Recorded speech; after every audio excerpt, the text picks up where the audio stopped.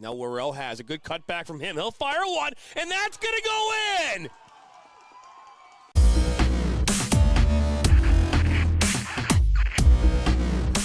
Are you looking to play at the next level? MSN is now offering player recruitment videos. We are excited to partner with you and your family in getting you to the next level. To learn more about our packages and what we offer, head over to the MichiganSoccerNetwork.com. Remember, your journey starts with a click. On the carry, number 9. My dad and my grandfather are officials. I've grown up around officials and seeing how much they enjoy being part of the games. As a student athlete, I've always appreciated the people out there who are willing to give back to the kids. The Legacy program lets me officiate while I'm still in high school, working younger kids' games. Officiating gives me a better understanding of the game. I get to make some pretty good money for a high school kid, and I even get to spend some quality time with my dad. There's help wanted. Just whistle. Sacker down by the end line. Puts us across. Lose your eye! And just like that, 1-1. Now Elders may look to take a shot. He does, and he buries it! Steps up, and just like that, Reed Dennis comes up big. Lose your eye, 1-on-1. Lose your eye. Oh, he'll be taken down inside the box. Knocks back in. Nationals got it. Bicycle kick for a goal! Now Sacker. Sacker into the 18. Sacker shot. That goes off the goalkeeper's glove into the net. 2-1 here in the 32nd. This one played in. That's a good ball. And that one goes in. And just like that, the Nationals now have a 1-0 lead. Walensky puts his far post. One-touch opportunity. And what a great goal that was. Joaquin Beatty of Ohio League. Look at that shot from Sevi Roy. My goodness, Sevi Roy with a left-footed banger.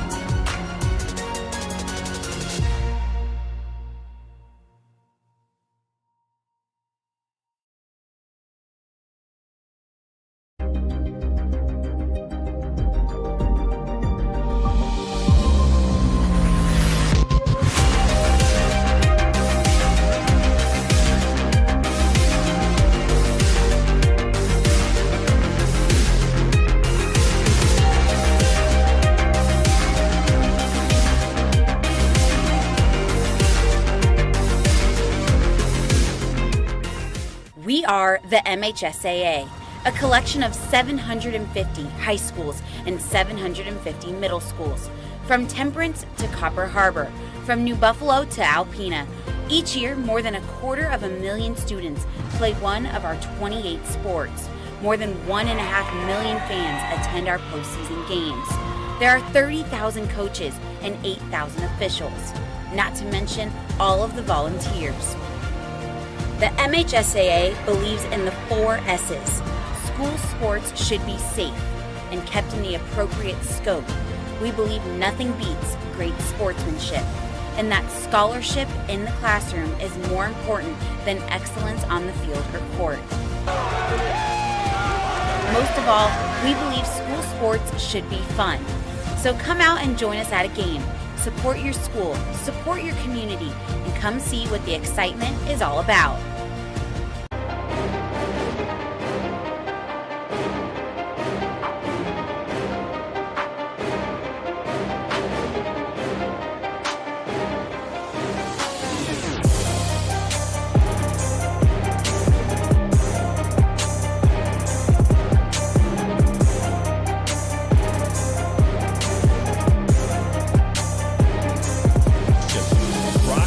Northwestern is up from 12, now at 10.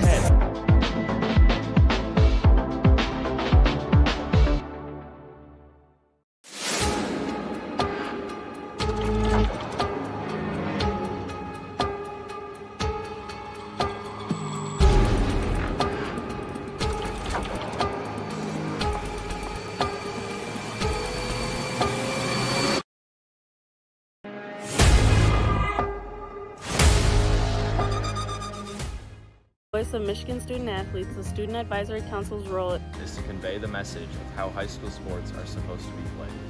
We are responsible for helping the MHSAA maintain a positive and healthy atmosphere in which interscholastic students can thrive.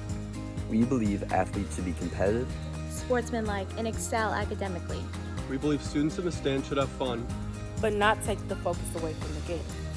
We believe coaches should act as teachers, helping student athletes develop while still keeping high school sports in perspective. We believe that parents should always be positive role models and be supportive of their child's decisions. We believe officials commit their own time to high school sports, and respect should always be shown and given to them. The most important goal for student athletes is to enjoy high school sports while maintaining a high level of respect for all those involved in the games. Enjoy the game.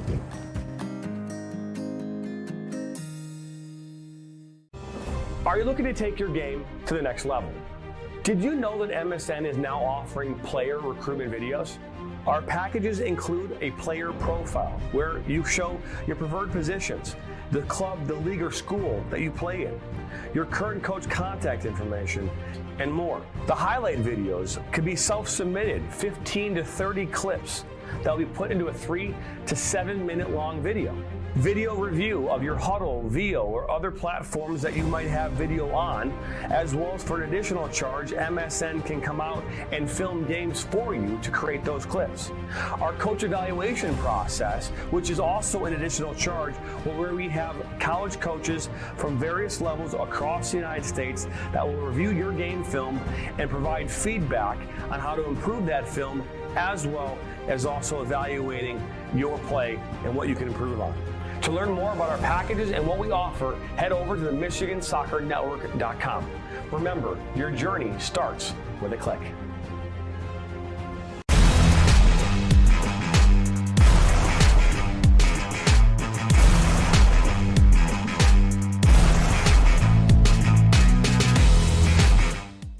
Our mission is to help players take their game to the next level and reach their potential. Not only do we help develop fundamental technical skills such as ball control in tight spaces with different surfaces, dribbling at speed and changing direction, using a variety of 1v1 skills to create space, receiving on a half turn, hook turn, and out of the air, finishing off the dribbling, one-touch, volleys, and headers.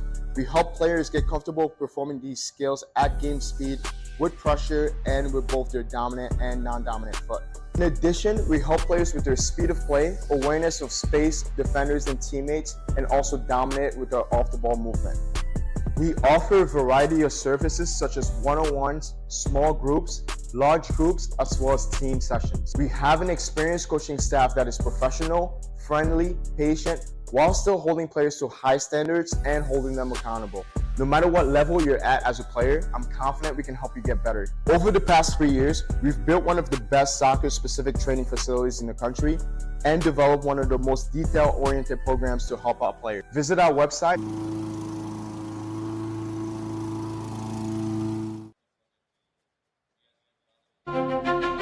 We are live, Michigan Soccer Network. Hello, everybody, and welcome in. Nate Wangler alongside Jonathan Turner in the midst of WAC conference play as we wind our way towards the end of the 2024 season. RCU gets an opportunity not only to inch closer back to the 500 mark and keep themselves on track to be in the hunt for a WAC crown at the end of the year, but also an opportunity to step outside of the conference against a team who just revived their soccer program this season after having last year off because of numbers in Grace Christian. New life for that program. We'll touch on that here momentarily. Starting off with Rochester Christian, 3-5-5 overall, as you see on your screen there. Skip Mukhtar is their head coach, someone who's done a lot of work with us over here at the Michigan Soccer Network, but someone that has gotten this program moving in the right direction. It wasn't that long ago that this team had a string of losing seasons. They didn't win more than one game for 3 years in a row from 2019 to 21, but these last couple of years they've qualified for the WAC tournament in 3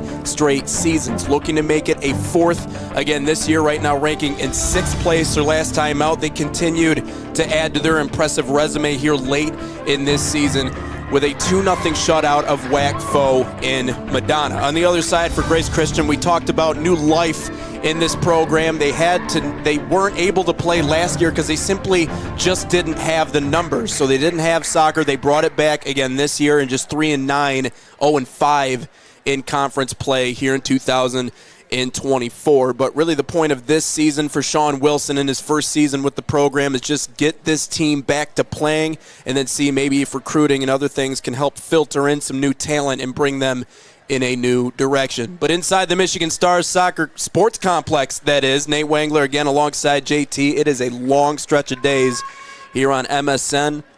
We have the MHSAA soccer playoffs. We also got some college action here today. If we see RCU can continue their good stretch as of late.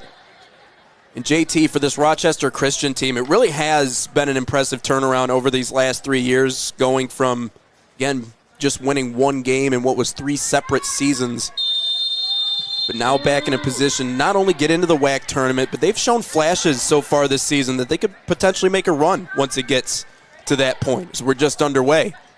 October for them has been so far a good one. They've obviously won 2 of their 3 matches so far this month. They beat Cornerstone back on the 2nd of October. They lost to Siena Heights, and then they beat Madonna 2-0. So they've started off October on the right foot. Can they finish this season strong is the question. Working it back into their own zone here. One that's sent on. Handling it along that back line here is Rochester Christian as they work it again back out wide for one that's lofted in front of the goal. Grace Christian looking for a way to clear their own zone. Looked like a handball, and it will be called one. That ball popped up in the air and hit right off the hand of upper arm of the Grace Christian player, and a penalty shot here in the early going, first minute. Under a minute into the first half. And already a golden opportunity here for Rochester Christian to jump in front. Kennedy Frazier, the freshman, puts it in the back of the net.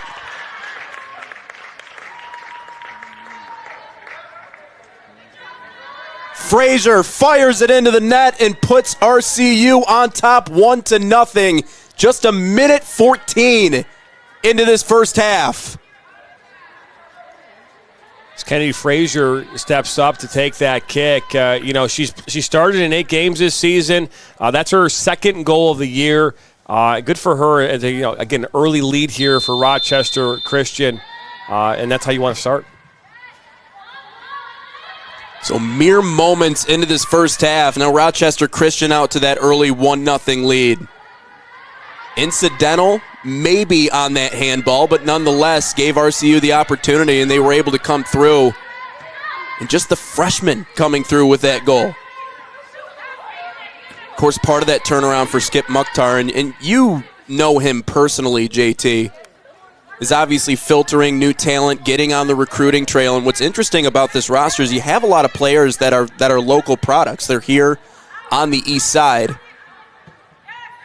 As Grace Christian's able to work it out of their box here momentarily. Now just 2 minutes in, but have you had any conversations with him about this team in particular and what he's trying to establish over there at Rochester Christian? Well, we have this conversation a lot with coaches. It comes down to scoring goals, and something that in the early going of this season, that's where they struggled. They just couldn't find the back of the net. They were losing games where they were 1-0, 2-1. As this ball is put back across. But, that if you can't score goals, you can't win soccer games. And that's really what the problem was here in the early part of August and September. But now, hey, as the season kind of rolls on, and we see this again a lot in soccer matches, the teams start to get stronger. The teams that, so to speak, are the ones that are going to maybe go on in long playoff runs, they start to show their face in the latter parts of September and in October.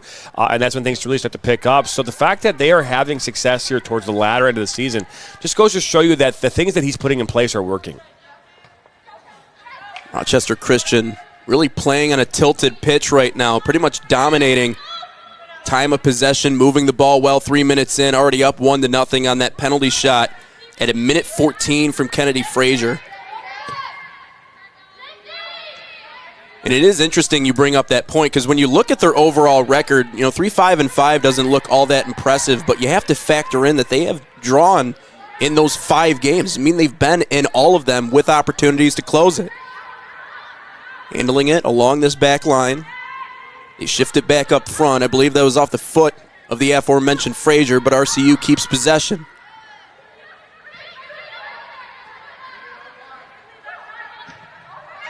Now a drive on, and a save there by the goalkeeper here today, and someone that's been important, at least in the games they have been able to come out on top, and Amaya Lake Has had to make a lot of saves this season. I actually got to see her a little bit earlier this year. I called their matchup against Cornerstone University. CU had one of their biggest offensive output in years. Frazier sizzles one, far post. Finds a white jersey that chips it right into the hands of Lake. So a good cross, just nobody there to time it up properly as Lake collects, and with 4:17 into this first half, will kick it away. But despite that offensive output from Cornerstone, Lake still had to make a ton of saves in that game. Right now, her save percentage on the season, .779, so she has stopped a lot of those shots. But again, the biggest priority for Grace Christian this year is to just kind of set the foundation for what future seasons will look like.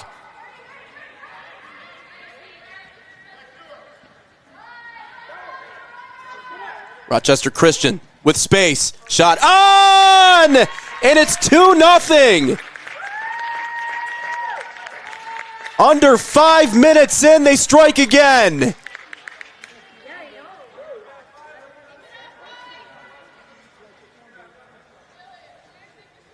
Taking a look at who scored that goal, number 30, I believe, is the one that put that one on frame, found the back of the net. And you know, the early going of this game, you know, you start off with a penalty shot in the first minute, you know, Nathan, and then ultimately, you know, 4 minutes later, you find a clean shot on frame, really uncontested, and puts one, you know, past the goalkeeper for Grace Christian. It's a perfect start here for the Warriors. Samantha Johns, by the way, my apologies on not IDing that a little bit earlier. Here's Frazier.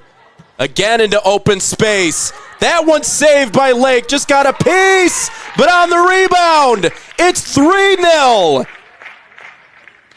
believe it was Samantha Johns again.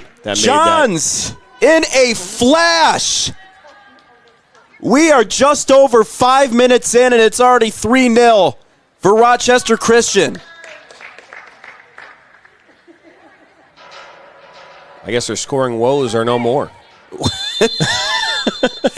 And Grace Christian will continue play here, and now really a mountain to climb. You can't really win a game in the first half. You certainly feel like you can lose a game in the first half, though. But it also kind of highlights the importance of a game like this. And, you know, you being a coach once upon a time, you've come across opponents that you're bigger favorites than, as this one's launched out of bounds here for a goal kick here for Grace Christian. But every now and again, I feel like sometimes you need that matchup where you can allow your offense to go out and play free and easy, and you understand that maybe talent-wise you certainly have the edge, but get more players involved, get the offense going a little bit, and kind of get that confidence back.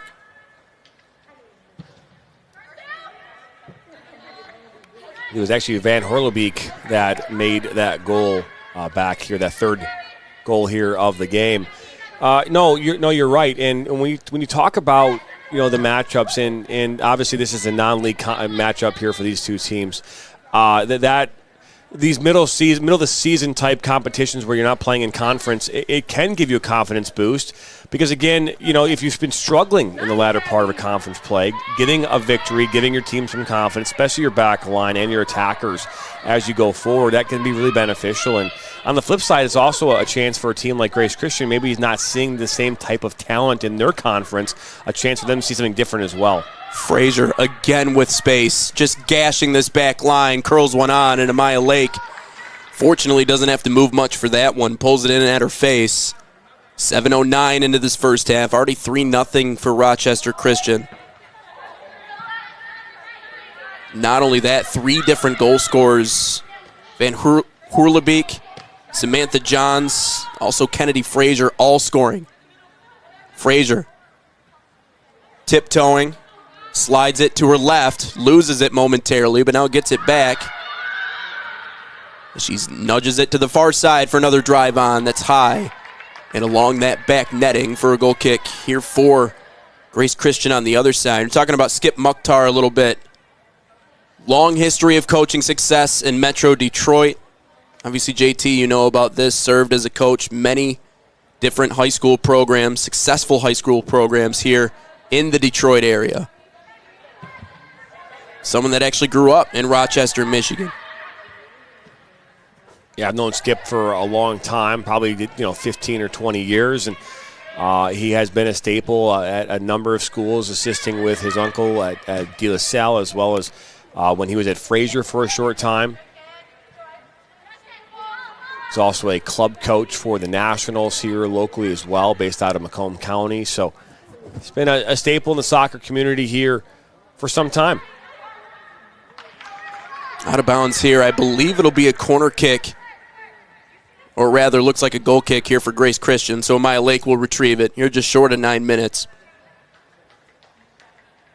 And I think that was a really smart choice on the side of Rochester Christian, too, to hire someone like that, because I think one of the important things is learning how to recruit locally. Like, the majority of your talent, especially at this level, is going to come in your backyard. And, I guess it's important to have those networks and have those connections coming in. And you can certainly say that Mukhtar had that coming into a spot here with Rochester Christian. So that only invites more talent and certainly breeds more interest in your program as well. The women's college soccer game is a very, very different than that of the men's soccer is. In a good spot to cross it. Curled in front. Just a couple of blue jerseys there as they try to clear it out, but unsuccessfully. Right back here along this back line.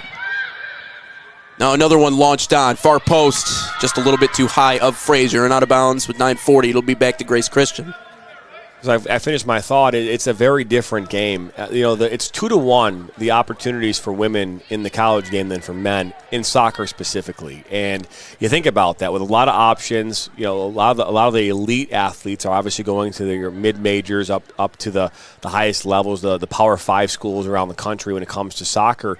But with the transfer portal and with all of these new changes coming to college soccer, opportunities for players to play. Oh, a turnover in a really good spot. One that's launched on, and Lake just got a hand on it. Olivia Howes with a howitzer that can't quite sneak inside the post as Lake got a piece, but it will be a corner kick here upcoming for the Warriors. Just past 10 minutes and already 3 goals on the board.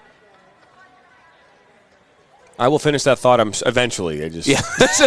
We'll work in this corner here really quick. Not to interrupt you. Sorry. You're fine. So rudely. It's their fault, not yours. Curled back post. Lake got a piece. A rebound that sputters in the air and eventually floats its way out of bounds. A rainbow along that back netting. And now 11:03. It's Lake back with the ball on her foot and trying to cheer her side on to at least take some of the pressure off of her shoulders early in this first half, because it has just been a barrage on the offensive side for RCU. Anyways, as you were saying, JT. As I was just going to say is that I think that when you look at the NAIA, for example, the reality is the player that's looking for this stepping stone to the next level, they can find their home in a conference, in a league like this at this level. And the coaches knowing and understanding that this is not a destination, it's just a road stop, a one stop along the path towards where they want to go. And as long as players and coaches are honest about that exchange, then they can get the best out of each situation, right? And that's the biggest challenge at this level, is our players and coaches being honest with one another about what they want and where they want to go. In towards the box. GCU able to chip it away here momentarily as they work it back towards midfield. Been tilted one way and one way only here early in this first half. Well, that's the thing about playing at this level now, I guess, as opposed to what it was like maybe, a decade ago, decade plus, is that, with things like, social media and being able to share your tape as frequently and, as far and wide as you want to, opens up a lot of networks. And obviously, the transfer portal is another thing that we talk about in college too. This one skipped on towards net. Lake lets it roll past and then out of bounds just a little bit too far. Nicole Roble was the one chasing it down along that back line. Another goal kick here with 12:49 into the first half. But it allows you that opportunity to develop, and maybe you didn't get those college offers or maybe you didn't get those looks, but don't underestimate going to lower levels and showing your stuff, because it still gives you an opportunity in those avenues to not only improve but get to higher levels. I mean, that's a real thing. Well, college soccer is better than no soccer. Well, yeah, absolutely. Right? So if you're looking at playing at the next level, there's definitely a home at all levels throughout the collegiate landscape. But at the end of the day, the new world of college soccer is about coaches want players that are true and tested. They want to see how they performed at a high level, regardless of what that level might be. And obviously the lower the level, it might be harder for you to climb that ladder as fast as you might like, but there are a lot of players out there that play in the NAIA that have found their way to play in the Horizon League, in the MAC, and making their way up and using it as a stepping stone. So that's an area where colleges like Rochester Christian, like Grace, can get a player to come in for a couple of years, really change the overall outlook of that program, and then they move on. But you've also risen or caused the level of the program to rise along the way. I think a lot of it comes down to just finding the right fit, and sometimes it's what you're able to find at this level. Throw in for Grace Christian. Just shy of 15 minutes into this first half, the Warriors racing out to a 3-0 lead.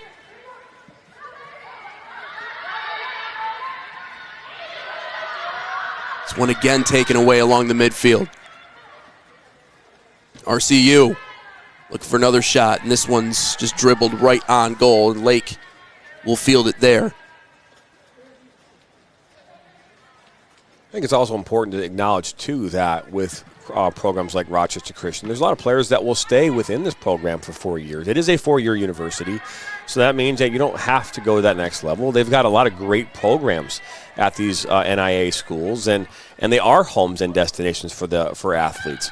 But my point or my message in regards to that, Nathan, is that there's a lot of players that believe that they should be playing at that next level, and because of the amount of opportunities and how the girls' game is in this country, those spots aren't just always available. So you have to work your way into those types of looks, and that's why a field like this, that can happen for a lot of athletes who are looking to go on to the next level.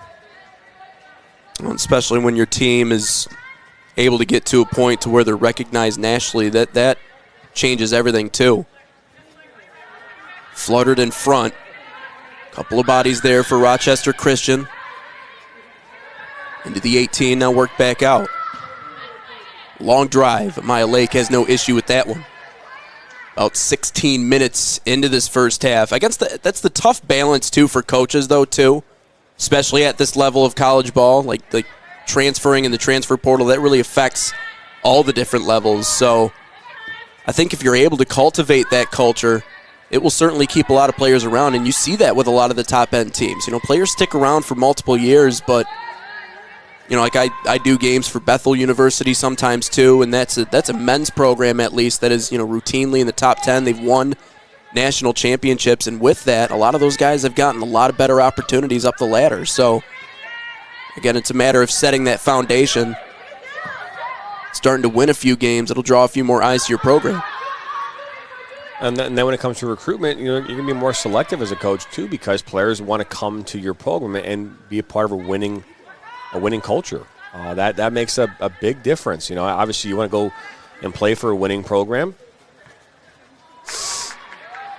Right now you're seeing the way the buildup is here. Obviously most possession and a lot of the opportunities so far have come off the feet of Rochester Christian. What Grace has to do here, they've got to find a way to get the ball up and create some kind of positive movement, moving the ball forward over midfield. They have not been able to this point take the ball and get it past midfield against this Rochester Christian Warriors side. So if they want to see any success in this game, that's going to be the first one. Fired on and wide of the net.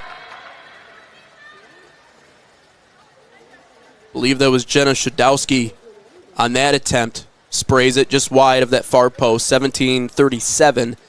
Back into the possession of Amaya Lake. And yeah, this season on the other side, you're talking about Sean Wilson into his first season as the head coach of this program.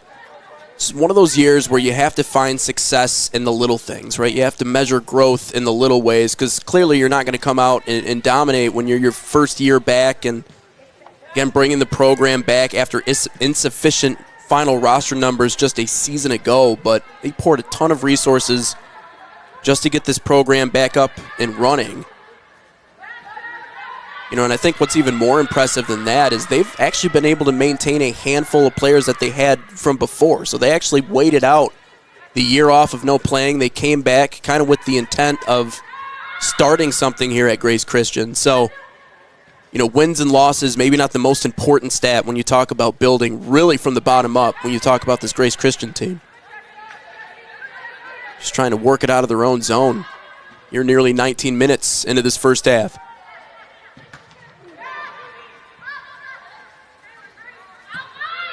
I mean, so far in this game, Nathan, the Warriors have 13 shots, of which 19 of them have made it on target. Just goes to show you so far how dominant they've been in the early going.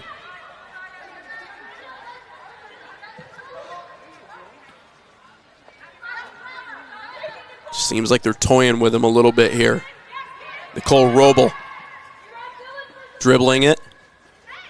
Right side of the box, back to her left, curls one on net. Safely back into the hands of Amaya Lake here for Grace Christian. 3-0 RCU, just shy of 20 minutes into half number one. Grace Christian, by the way, a part of a new conference in the NCCAA ranks. Member of that Division II. Emmaus Bible College, Great Lakes Christian College, also playing Kuiper, which is another team based over in Grand Rapids. Maranthana Baptist College and Moody Bible Institute. So that's the conference that they've been participating in just starting this season. This one launched well up over the goal and out of bounds as we eclipse now 20 minutes into this first half. 0-5 in conference play to this point.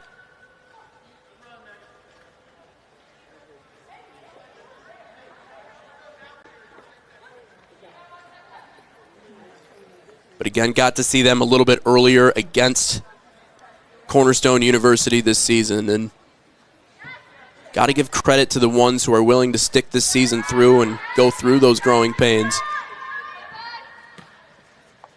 And I guess that's one of the toughest things to do as a head coach is keep players around, especially when you're in a situation like they're in, just trying to get their feet wet again this season. Handled into a really good spot. Trinity Reitz flips it back atop the box as it's chipped right back out to her in the corner. She'll settle it there.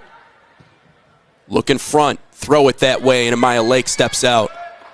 Pulls it into her chest. Giving a hand to her defense here, was able to keep it out from in front of the goal, and she's able to possess that one.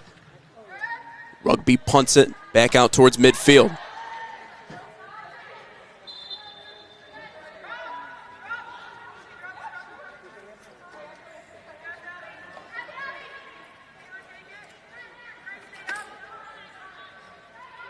Of course, for Rochester Christian right now, we can take a look around the WAC standings. Right now sitting in 6th in WAC play.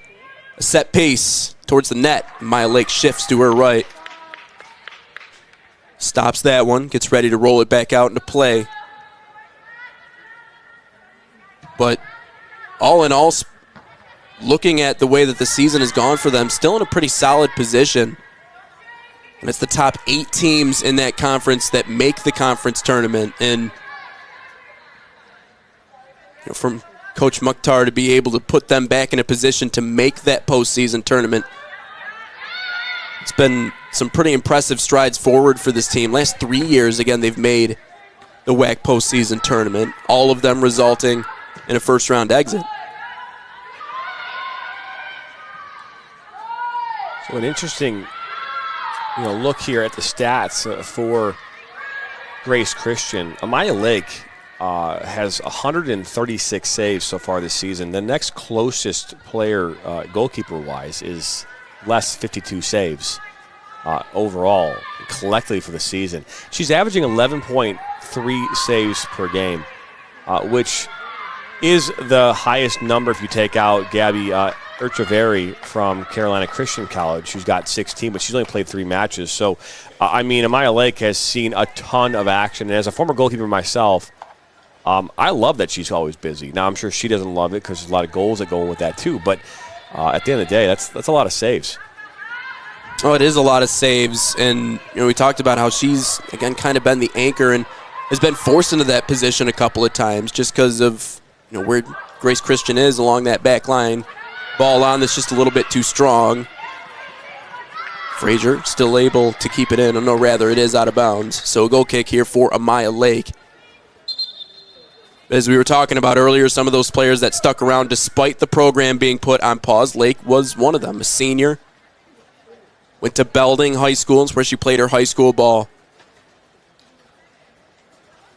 But was a member of this program before last year where they weren't able to play. So, and someone that's remaining loyal to this program and has obviously done her part to get them those 3 wins they have this year. Just looking at this conference stats, it's interesting. Alice Lloyd from college at Midway, he's got 32 saves just in 1 game.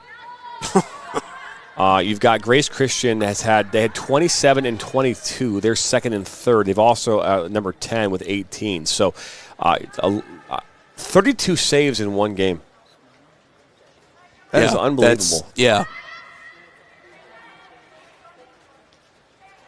But right now, Rochester Christian has 16 shots, 11 of them on goal, and 8 saves so far here for Amaya Lake in this match.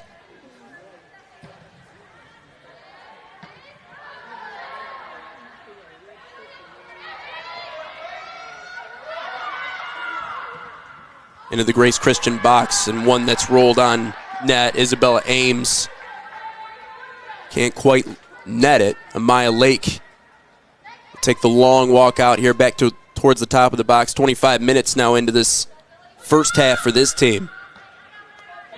Yeah, that is a ridiculous stat. I had to buy new goalie gloves every season as part of you basically rotate them. New gloves became your game gloves, old gloves became your practice gloves, and obviously at the university level, you're probably getting more gloves. Jordan Green towards the near post, and Lake again. But I would just imagine how many goalkeeper gloves you'd have to go through a season when you're getting 140-plus saves. I mean, going into this game, 136. Now you add 10 more, 146 saves so far this season. That's just it's impressive number. I mean, obviously she hits a lot of saves, but she's also let in 37 goals too. I think actually it's 40 goals now that she's let in too. So it's good with the bad. Right.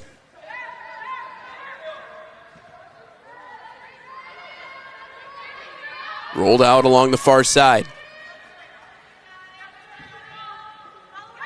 Lofted to the far side of the box.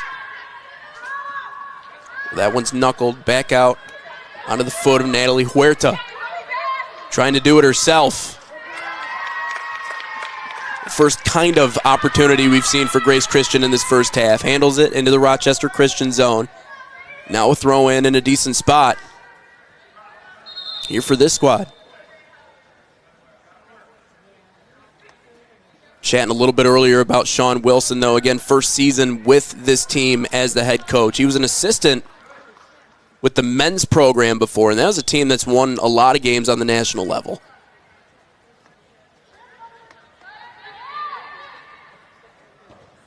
Trying to work it back towards the middle for a chance, but this one cleared out again for another throw-in. Abby Schwab there along that left side trying to create some distance.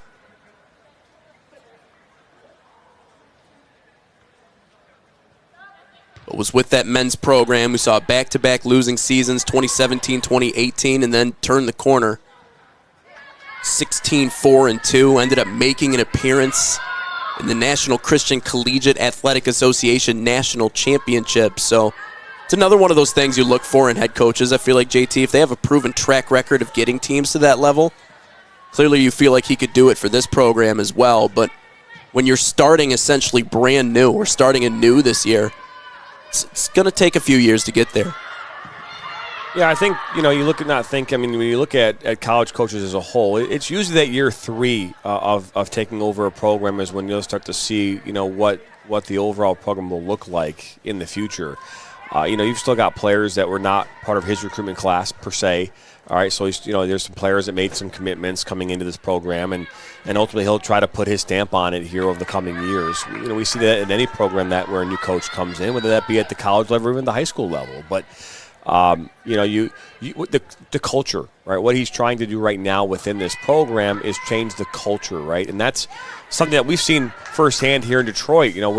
We start talking about what culture changed. Look at the Detroit Lions, right? I mean, the culture that's been created in that environment is one in which every player wants to be a part of. And if you can do that as a coach, you're going to go along. You're going to have a very, very long success at that school. Sizzled near post. Amaya Lake on a dive. Takes out a Warrior in the process, but ends up pulling this one into her chest. Gets ready to kick it away as we're just shy of 30 minutes here in the half number one. As a head coach, as someone that's led a program before, though, where do you start when it comes to culture? I feel like culture is kind of a catchword when you talk about head coaches. Like, everybody talks about culture. And for some people, some cultures win, some cultures don't. But how do you start that process? What does that even look like? It starts with the simplest of things. It starts with as simple as warming up and what you expect out of players when before they even get to a training session, right? So for me, it was always about the fundamentals, about being on time. Like, on time for us was 5 minutes before the scheduled time with all your gear on already stretched. So that means players had to be there 25 minutes before they started training to get warmed up, to get their gear on, and get ready to go. Because as a coach, I only had 90 minutes with them. I didn't want to spend 15 or 20 minutes with a warm-up. I wanted them to be ready to go so that we could start. Urgency, right? Everything we did was with urgency. So whether you are going to get water, you're going to get a ball, we always jogged. We never walked, right? Creating those types of things. And then, talking about your goals, making sure every player has an individual goal and a team goal. And then hopefully that collective team goal, everyone's on the same page with it. If you start doing those things really early on, that changes everything. Just past 30 minutes into this first half. Big thank you to everybody joining us here on the Michigan Soccer Network. Got some college action to kick off the day here today, and then we got some playoff matchups coming up later here on the Michigan Soccer Network. Continue the district round. Had a few games yesterday. Got to see Berkeley High School take on Troy Athens. Berkeley exacting their revenge in that district semifinal round. This one fluttered towards the back post. Swing and a miss that nearly put in our fourth goal of this first half. Van Hoerlebeek, I believe, was the one trying on that attempt. 31 minutes in, and a kick here from Lake back towards midfield. But Berkeley advancing, we saw that. Then we saw Troy High School take on the newest member of the OAA Red in their matchup last night. Troy High getting a 2-0 shutout victory in that game. But 'tis the season, and it is officially high school playoff action in the state of Michigan, and we've already seen some upsets and some teams go down that we didn't expect to. Clearly all of that, a lot more of that coming up here on MSN. Follow us on social media, Instagram, Facebook, Twitter, X. Also on LinkedIn. This one curled just wide of that near post. Faith Staley with the attempt. It remains 3-0. Amaya Lake has gotten a ton of face time here in this first half.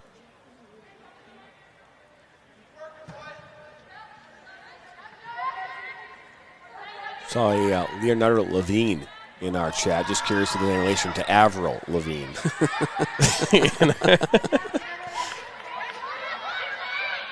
Maybe.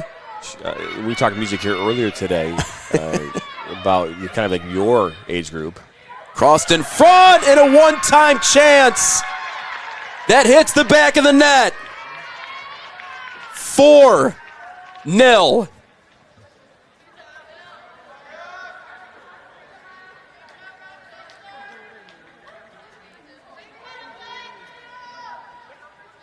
And I wish I could see these numbers from the front.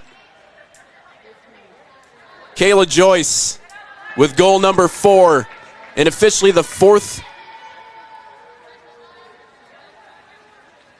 Check that. Rachel McLeese the fourth goal scorer of this game for Rochester Christian.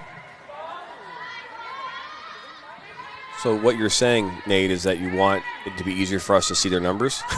I'm just the red outline with the white in the middle with the white jerseys.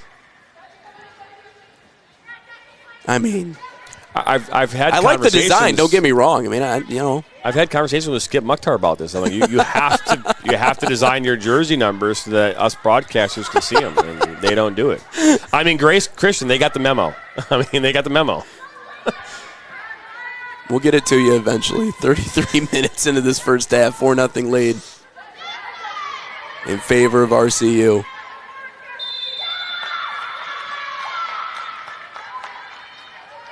But again, as we said, more high school matchups coming up tonight, finals coming up tomorrow. Myself coming over from the west side for these 3 days to do these games. Big thank you, not only to you, my friend, but everybody else that made that possible. But really immersing myself in the Metro Detroit culture, if you will. Being a West Side kid, I've learned a lot already in these first couple of days. Oh, yeah, what'd you learn? Believe in offsides, or rather a foul here by Rochester Christian in a set piece. Well, I had Chicken Shack for the second time, so I've already had that. Outstanding, by the way. One of the best. I think Cane's is probably still the best fried chicken I've ever had. I mean, I don't think you can compare this. Yeah, I agree. Different standards. Yeah, different standards. You know. But then today, I was also introduced to something new. JT is still flabbergasted that I haven't had Frankenmuth chicken, so that's a whole different conversation. But we had Buddy's Pizza today. This one curled, nearly upper 90, but just flung over top of the net. That time again, it was Abby Schwab on the attempt. It stays 4-0, and really the first real attempt of this game for Grace Christian. But no, Buddy's was the real deal, real Detroit-style pizza. I think you had pepperoni. What else did you have on there? It's the Detroiter. Sausage? Detroiter. So it's oregano's, I'm sure, on there, but it's good. A little Sicilian. I think it's like Sicilian pepperoni or something. But it's I don't know what to put on that pizza. It's just good. You just get it because it says Detroiter. When it says Detroiter, you just got to get it. Well, you've come up with a list of foods that I haven't had or tried from over here that are just mind-boggling to you. But I also have a list of things that you need to try. It's a real clash of cultures over here, west side, east side. It's all my Grand Rapids peeps on the other side listening for Grace Christian. This one rolls its way out of bounds. Yeah, I don't know if I have to, though. I don't know. I mean, I feel like, you gotta ingrain yourself into mainstream, Michigan over here. Mainstream? You want me to go over to the... No! The mainstream! Oh, no.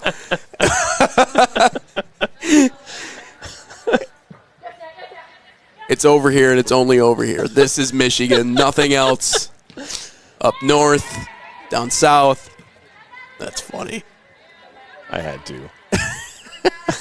Grand Rapids is the second largest city in the state, so it's like got to be open to it for sure. I'm totally down. It's just when I say, because again, I grew up here on this side of town, but Frankenmuth is about an hour and a half or so to the north. Obviously, you go past Flint. It's between Flint and Saginaw. But yeah, when I hear someone who's from Michigan, it's like, but you've been to Traverse City before. Yeah, no, absolutely. Okay, I mean, like everyone's gone to Traverse City. I mean, like that's a place you go to. Hang out in Traverse City Bay, hang out there by the water. Saying you got to try Grand Haven one of these times. Been to Grand Haven, fantastic. You have? Oh yeah, okay. Been to South Haven as well. This one blasted in front, but a deflection. It ends up eventually saving Amaya Lake. Believe that was Isabella Ames.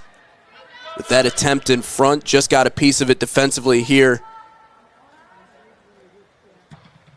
Heather Nyambrini. It's back out past the midfield stripe. Natalie Huerta, a good turnover. Can she generate something? And she tries to bend one inside that far post, but just misses it. Spikes off that back wall and a goal kick coming up here for Rochester Christian just past 37 minutes into this first half. You're starting to see that success we talked about, but that's not because and again, we say this because it's important to acknowledge this. Grace Christian is getting more forward now because, again, it's a 4-0 lead. So Rochester Christians, they're not going to continue to man up and mark like they used to. So they're going to be a little more vulnerable defensively in these moments. And again, because players are out there like, hey, we've got 4 goals. Let's go score some more. And that's going to allow players to just not think. They're going to think maybe not twice about defending or their markup. So you'll start to see this game open up a little bit, and, with Grace Christian get some more opportunities.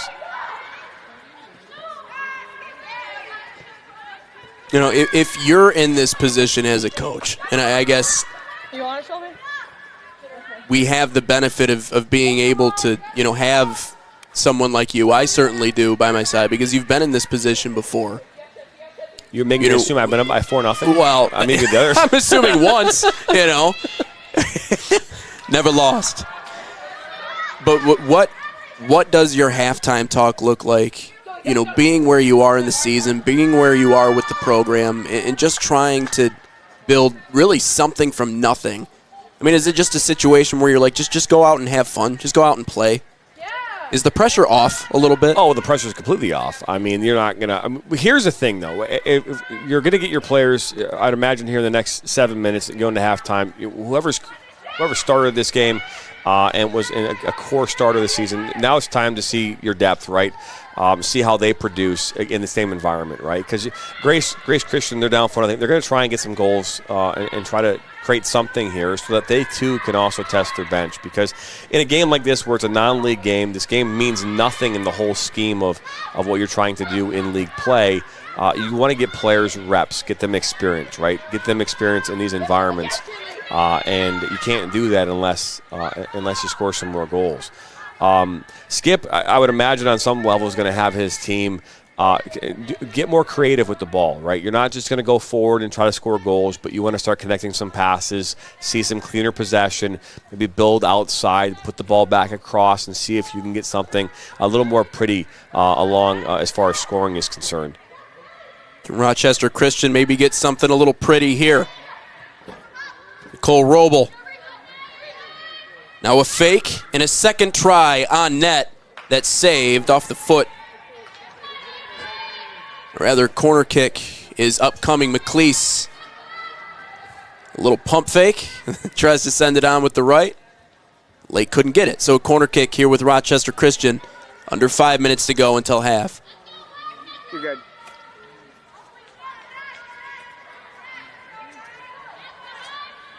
It feels like one of those situations where the pressure is kind of off on both sides. If you're Rochester Christian, not that you can just cruise to the end, but it allows you to relax and, again, play a little bit more free and easy. And, again, for Grace Christian, just go out and play. Punched atop the box.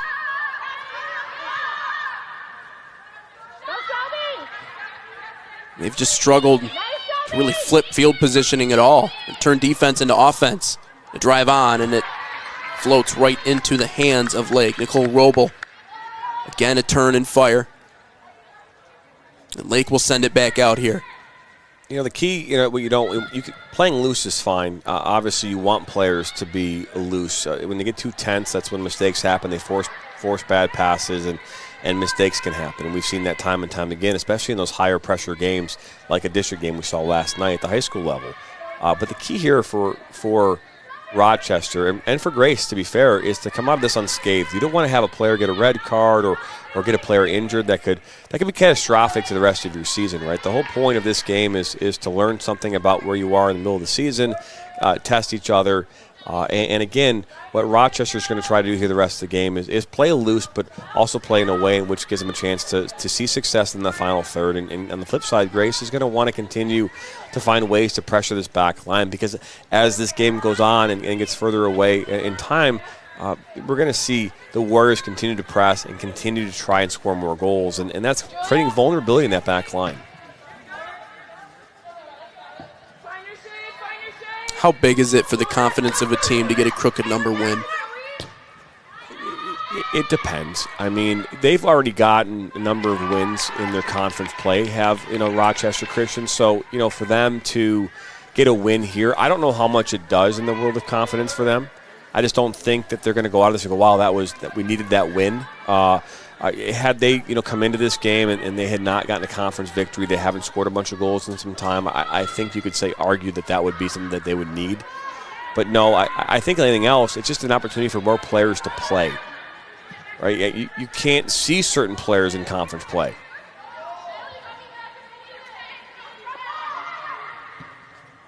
In the box, flipped up over the net. Natalie Vernon didn't have the right touch on that one. Just about 3 minutes away from the end of this first half.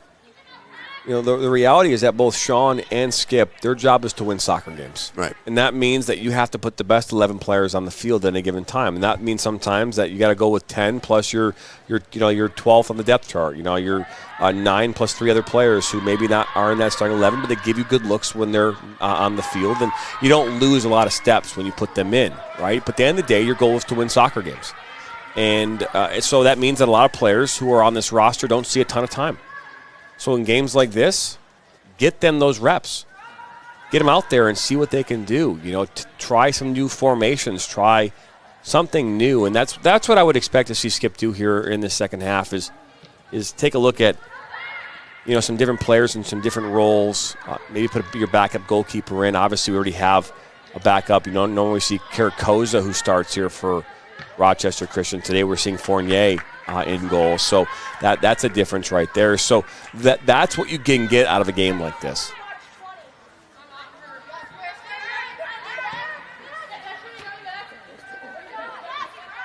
Just 1 minute away from the end of play here in half number 1. When we bring you back from halftime, we'll take a look at all the different stats and how everything went in that first half. Obviously squarely in control of Rochester Christian at the moment. But the end of the schedule will not be easy on them. That's the other side, and that's, I guess, what highlights the importance of this game. You have Michigan Dearborn, Defiance College. Both of those games are winnable, but then you wrap up the season with a pair of games at home, first against Indiana Tech, and we know how that goes a lot of times. Indiana Tech typically pretty deep, but also an opportunity at the end of the season to finish up against one of the best teams right now in the country. Aquinas College, who's ranked 4th in the NAIA, will come to the Michigan Star Soccer Complex. Play this Warriors team to wrap up as we wrap up half number 1. 4-0 Rochester Christian, 4 different goal scorers in that first half. It was an offensive onslaught from the word go. And we'll talk more about that when we come back for half number 2. It's all Warriors in that first half. 4-0 as we go to break on MSN. Now Worrell has a good cutback from him. He'll fire one, and that's going to go in!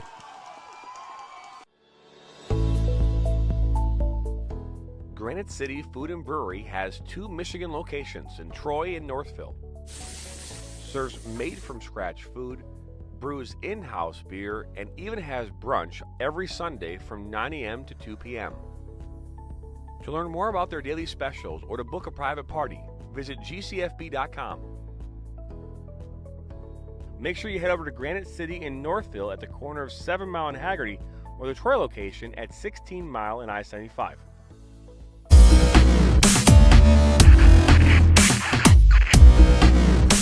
Are you looking to play at the next level? MSN is now offering player recruitment videos. We are excited to partner with you and your family in getting you to the next level. To learn more about our packages and what we offer, head over to the MichiganSoccerNetwork.com. Remember, your journey starts with a click.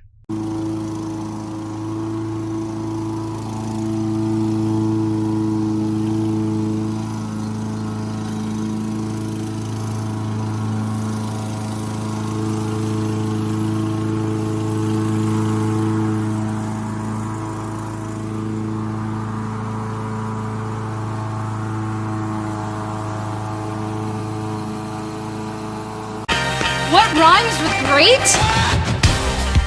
Participate. Where does greatness start? Here, in the classroom. On the diamond. In the pool. On the field. Where will your greatness take you? To better grades. to more friends. Yeah! Be great. Participate!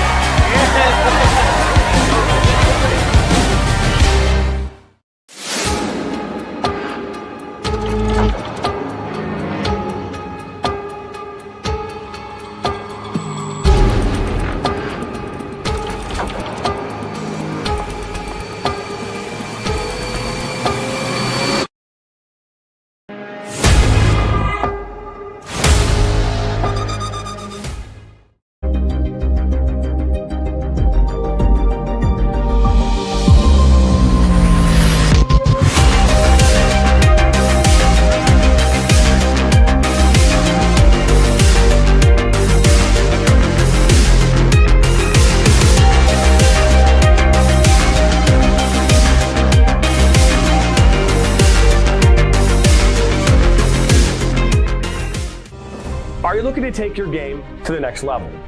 Did you know that MSN is now offering player recruitment videos? Our packages include a player profile where you show your preferred positions, the club, the league, or school that you play in, your current coach contact information, and more. The highlight videos could be self-submitted, 15 to 30 clips that will be put into a 3 to 7 minute long video. Video review of your Huddle, VO, or other platforms that you might have video on, as well as for an additional charge, MSN can come out and film games for you to create those clips. Our coach evaluation process, which is also an additional charge, where we have college coaches from various levels across the United States that will review your game film and provide feedback on how to improve that film, as well as also evaluating your play and what you can improve on. To learn more about our packages and what we offer, head over to the MichiganSoccerNetwork.com. Remember, your journey starts with a click. I'm a husband. I'm a father. I'm a sister. I'm a son. I'm a brother. I'm a daughter. I'm a sister. I'm a referee. I'm a referee. I am a referee. I'm a referee.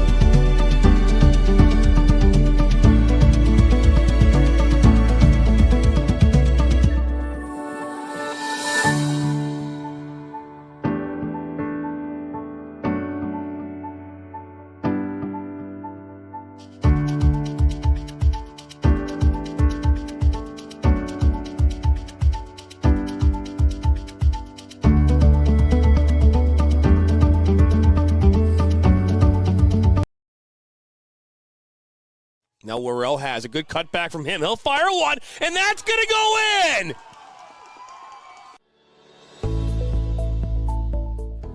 Granite City Food and Brewery has 2 Michigan locations in Troy and Northville. Serves made-from-scratch food, brews in-house beer and even has brunch every Sunday from 9 a.m. to 2 p.m. To learn more about their daily specials or to book a private party, visit gcfb.com. Make sure you head over to Granite City in Northville at the corner of 7 Mile and Haggerty, or the Troy location at 16 Mile and I-75.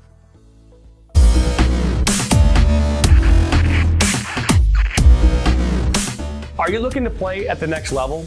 MSN is now offering player recruitment videos. We are excited to partner with you and your family in getting you to the next level. To learn more about our packages and what we offer, head over to the MichiganSoccerNetwork.com. Remember, your journey starts with a click.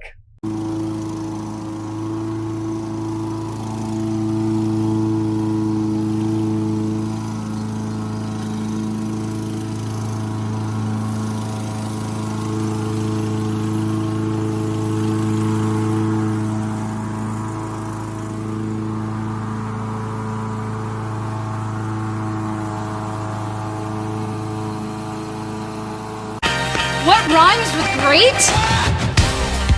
Participate. Where does greatness start? Here, in the classroom.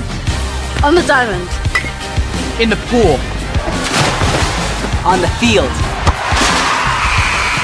Where will your greatness take you?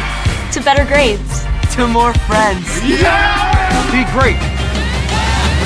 Participate!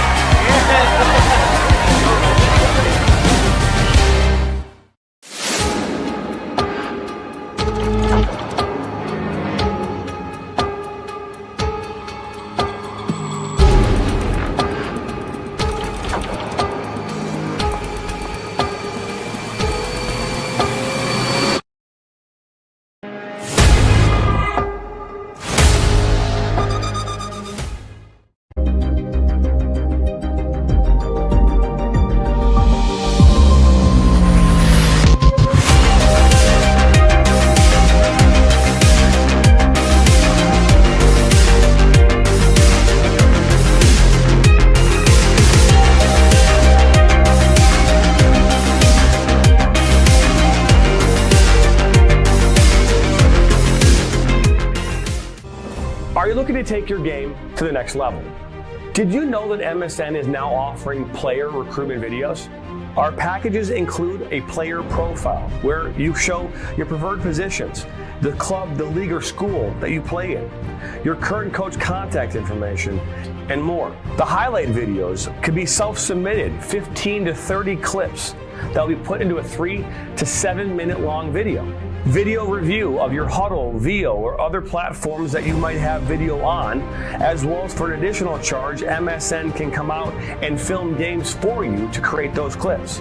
Our coach evaluation process, which is also an additional charge, where we have college coaches from various levels across the United States that will review your game film and provide feedback on how to improve that film, as well as also evaluating your play and what you can improve on. To learn more about our packages and what we offer, head over to the MichiganSoccerNetwork.com. Remember, your journey starts with a click. I'm a husband. I'm a father. I'm a sister. I'm a son. I'm a brother. I'm a daughter. I'm a sister. I'm a referee. I'm a referee. I am a referee. I'm a referee.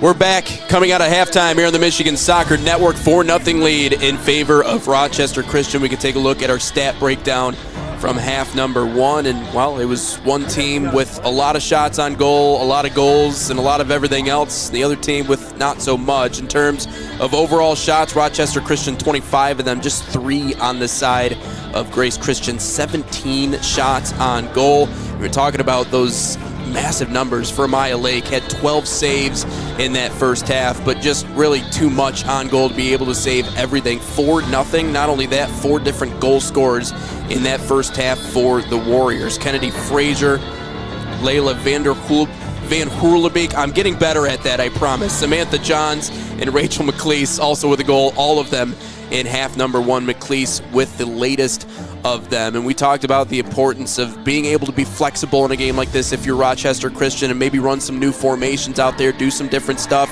to get prepared for that final push in conference play, because we know we got some big opponents looming for this team. But JT, just generally speaking, some of your takeaways from that first half. Well, first and foremost, it's BYOC here today. Bring your own chair at the Michigan Star Sports Complex. I saw that just walking across our screen as people bringing in chairs.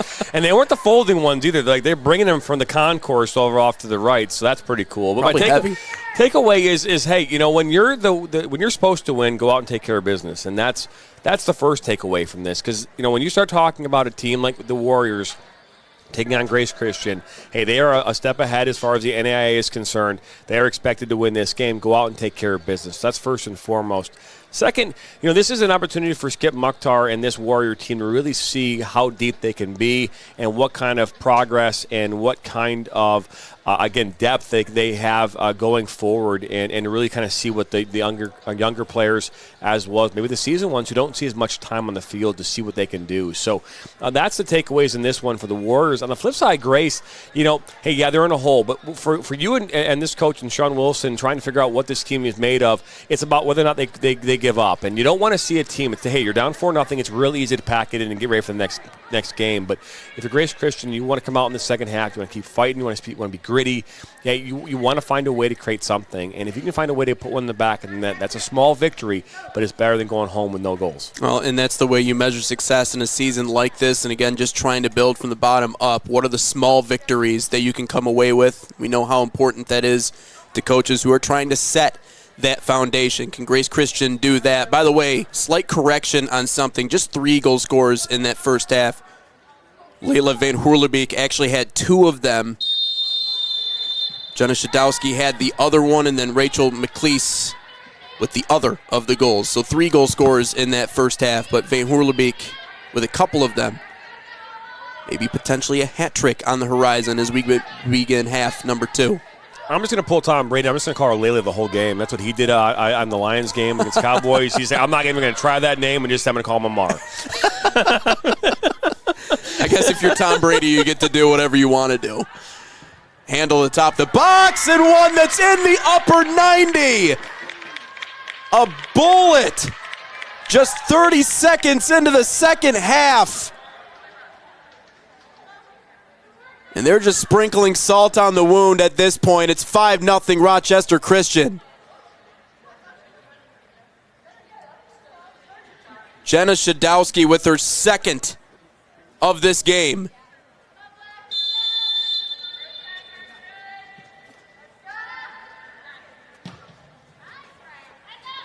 And now it is 5-0 Rochester Christian.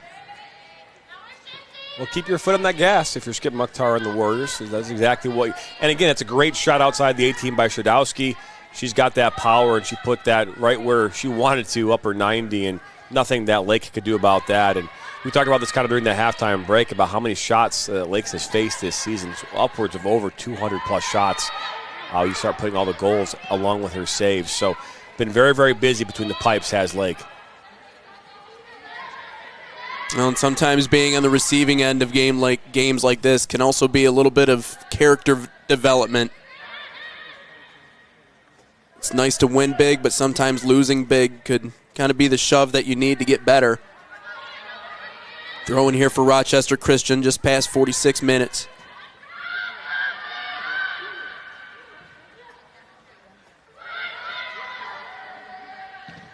Looking for an area to send one on, and Lake just gets a piece of it. Tips it up over the net, and a corner kick upcoming here for Rochester Christian.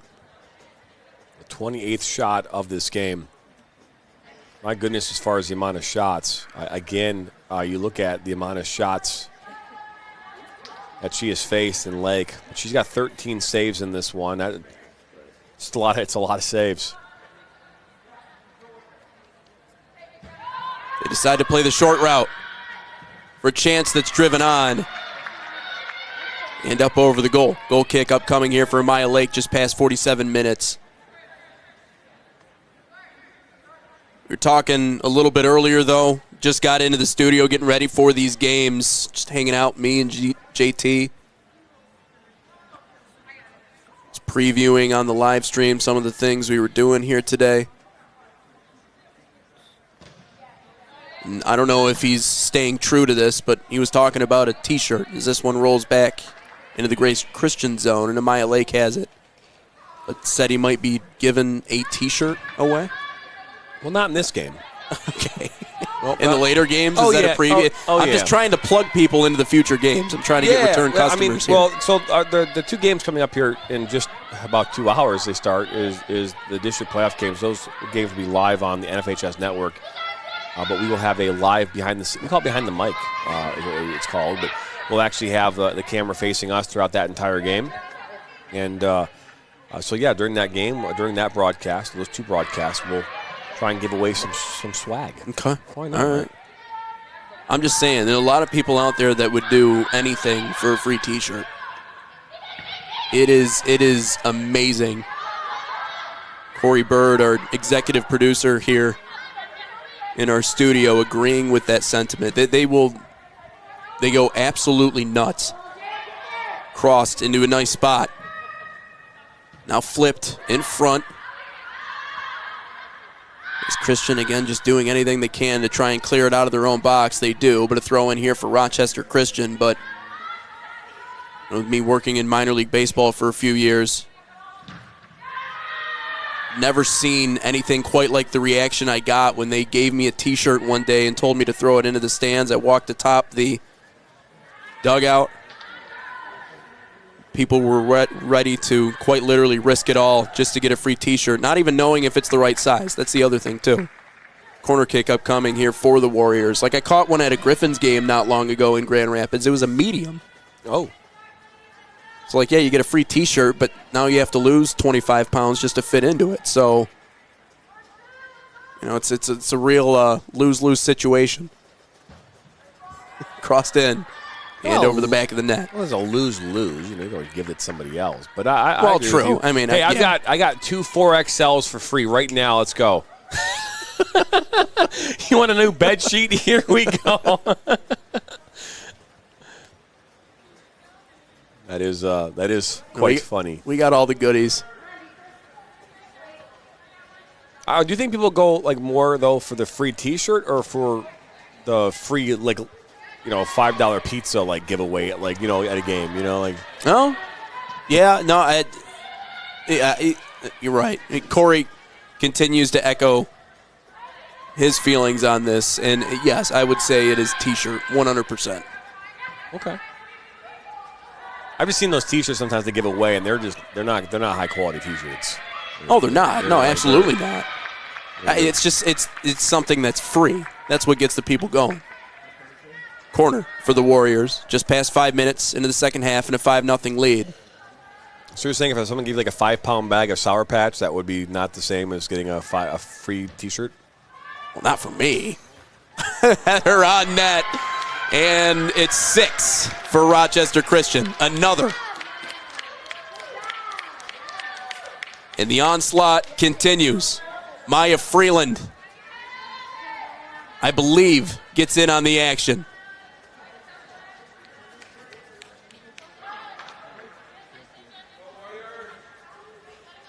Check that. Shadowski again. Or rather, I got it right the first time. Maya Freeland.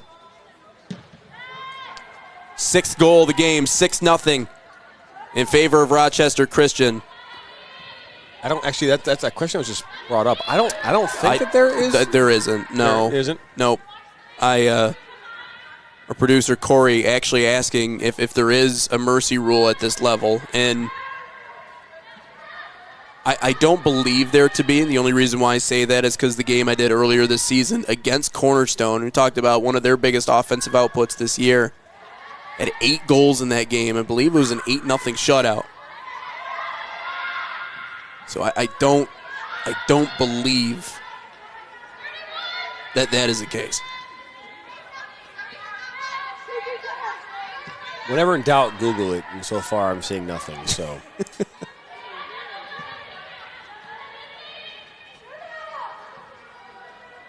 And obviously, nobody wants to be mercied.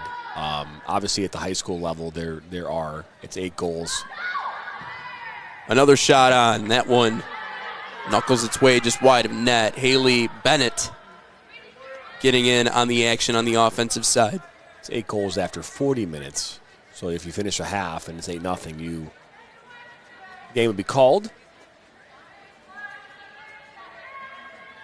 But the thing that I don't like and something that tends to happen when these lopsided score lines start to happen is coaches start to play around with the ball, and to be fair, as a former coach and player, I find it to be very disrespectful to the other team to play like keep away or to do anything different than what you've always been doing the previous 50 minutes leading up to this moment. Just keep going. Shadowski can't quite get all of it. It's not something that no one ever wants to see a lopsided game, and that includes the players on this field. No one walked into this game going, man, I can't wait to just clobber that team. No, they're walking in saying, hey, I want to play a soccer game, and the outcome is the outcome. But you can control how you handle yourself between that first half and the end of the game, and that's an area where I think a lot of coaches struggle with kind of managing these types of moments, right? You want to keep going, right? You don't want to play around because that's where injuries start to happen, because players get frustrated, and when they do, they take it out on the player for what happens. They're able to center this one. Rolled out near side and out of bounds. Maya Freeland looking to feed it to a fellow Warrior along that left side. It looked like she was looking up ahead, Sarah Scoggins. So we start to see some of these new names filter in. About 15 minutes into the second half with a 6-0 lead here in favor of Rochester Christian. It's also, I think it's a sign of respect to keep playing hard too. People always say, win with class, take your foot off the gas. Well, it's not necessarily how it works. As an opposing team, you want to see the other side try the entire way. Play end to end. Give us the best look you can. Don't just cruise towards the finish. And I think as a player and as a coach, you certainly feel that on the other end. Like, we want to see the best you have. Don't pull off just because you think you already have it in the bag.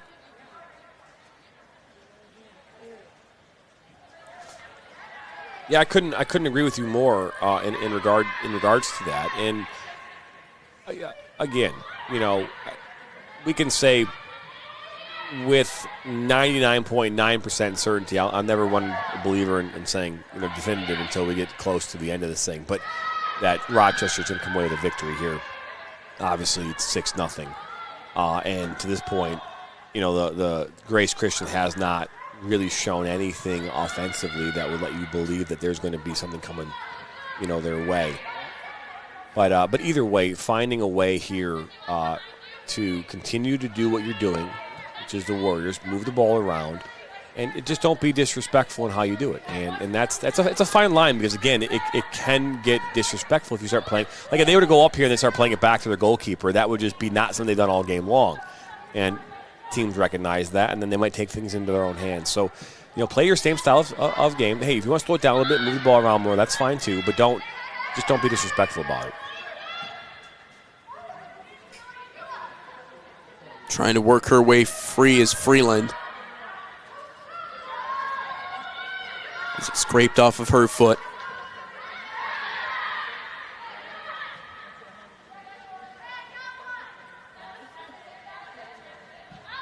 Well, maybe Rochester Christian playing a little bit of a possession game here, though, just shifting it around. Not necessarily just pass around, but obviously not forcing the issue with a 6-0 lead. Just shy of 60 minutes in. Right side, it's Frazier. Off her left. And intercepted. Claire Tubergen lifts that one out of bounds. And a couple of substitutions coming on here for Rochester Christian.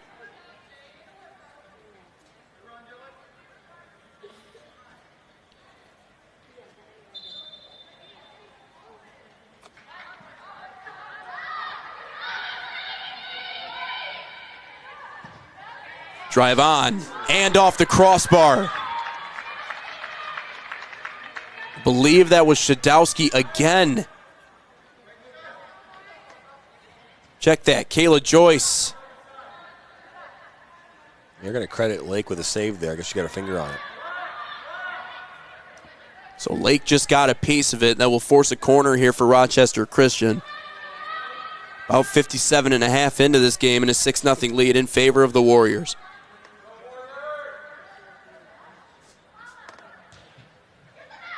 Bent near post. Ball still loose in a dangerous spot.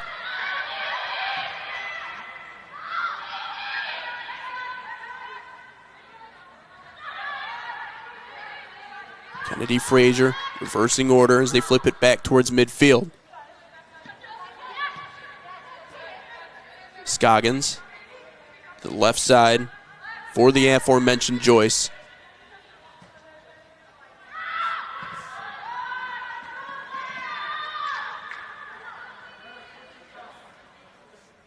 Now this rolls out of bounds right in front of that Rochester Christian bench. See Skip Mukhtar there on your screen, on the very right side of your screen.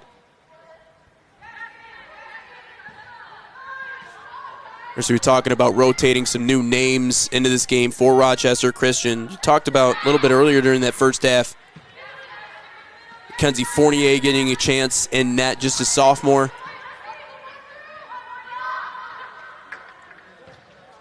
Left side rolled in front. Amaya Lake picks it up there.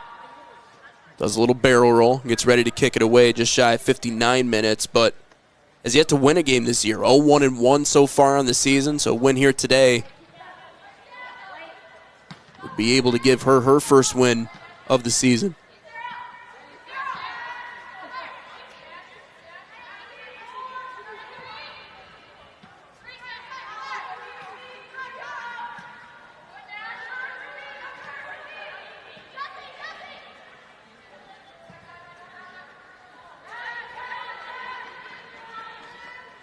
Out of bounds and a throw in here for Grace Christian. Of course, you know what's interesting is you got to keep the right perspective when you talk about this Grace Christian team. You know, despite some of the recent issues they've faced, I think it wasn't that long ago that they made some pretty deep runs, at least at the NCCAA level. This is a team that's been there, done that at this level. Consecutive national championship trips, 2018, 2019. It was that 2018 season that they were actually able to make a run all the way to the end, beat Bob Jones University to win that national championship that season. So there was a stretch once upon a time where they were pretty good. So could say that they've been on both sides of the equation. They've been on the very top, and then they've had seasons like this where just mustering everything they can to get through games and maintain the numbers that they have. And again, more importantly, you talked about Sean Wilson building off of that too. JT, I know you've been covering soccer a lot in the state of Michigan for obviously a long time, not only just coaching, but now transitioning into the broadcasting side. But the west side of the state of Michigan is also starting to develop some more soccer talent as well. Clearly not to the same level as over here, just not as many kids over that direction. But there's a pool that's certainly starting to develop. This ball right into the goal, and Amaya Lake will pick it up. I mean, I'm not trying to correct you in what you. There's a ton of talent on the west side of the state. Midwest United is a big-time club that's got MLS Next, ECNL Academy, Girls Academy on that side of the state as well. A lot of players will go there and call their home on the west side. Players will travel from the central part of Michigan, maybe the Ann Arbor area, Lansing, maybe even a little further to the east in Novi, out to Midwest United on a regular basis. From the high school ranks, Kalamazoo Christians run a ton of state championships. Grand Rapids Christian, Grand Rapids South Christian, Hudsonville Unity Christian, Holland.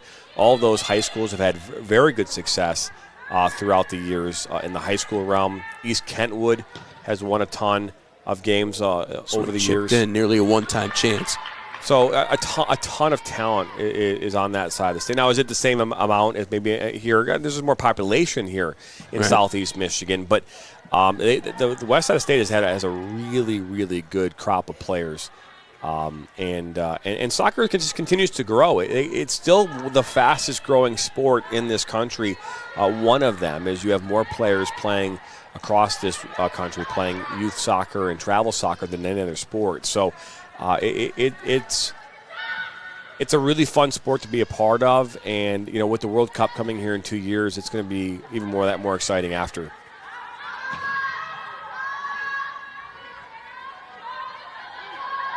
This ball loose. No one can seem to come away with it. Now finally squirts free along that right side.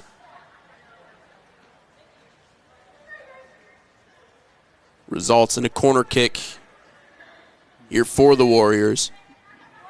What's interesting is that population base in GR hasn't just fed the soccer program, but everything else at GCU. Thrown in, header up over the net. Cutting across the middle there on that attempt. Just a little bit high. Isabella Ames.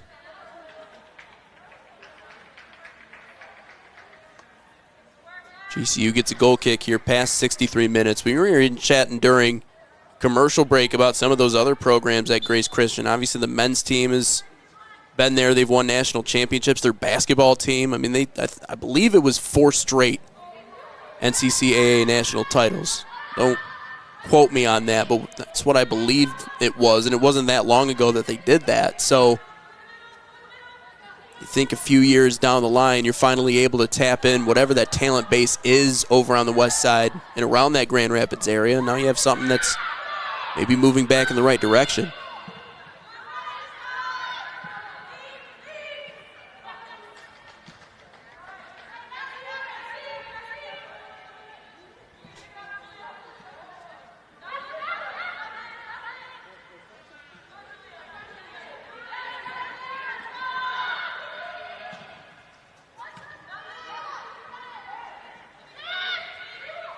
Warriors just working the ball around here.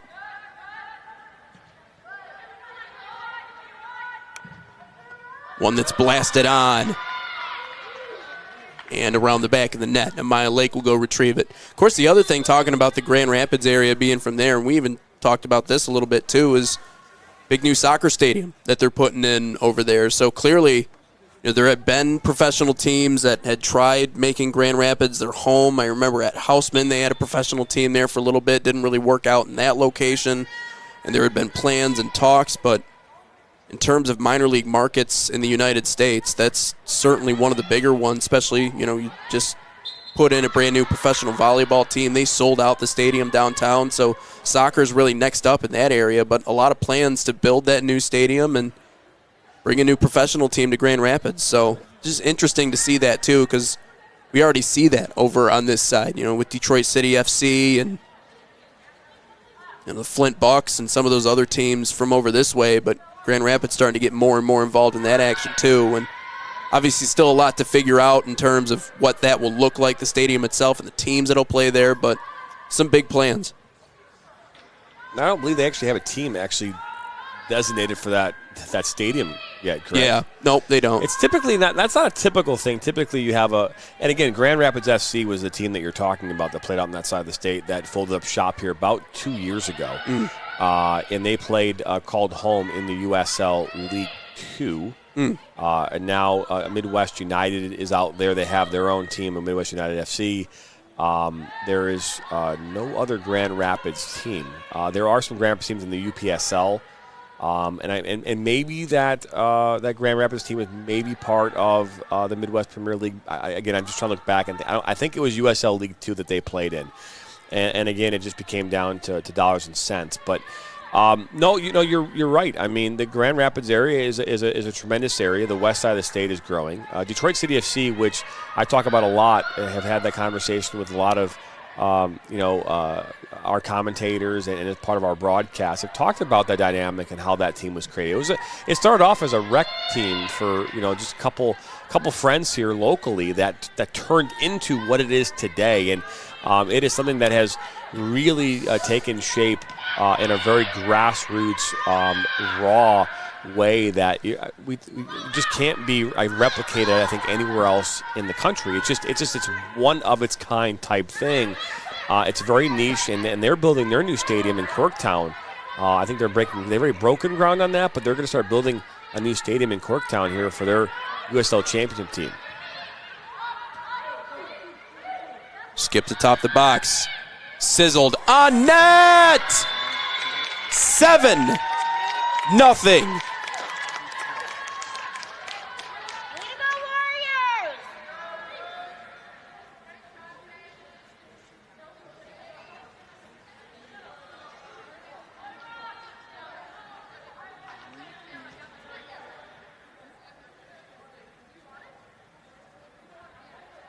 Rachel McLeese, the assist. Jenna Shadowski also involved in the action. It was Faith Staley that put it in the back of the net, though. 7-0 Rochester Christian.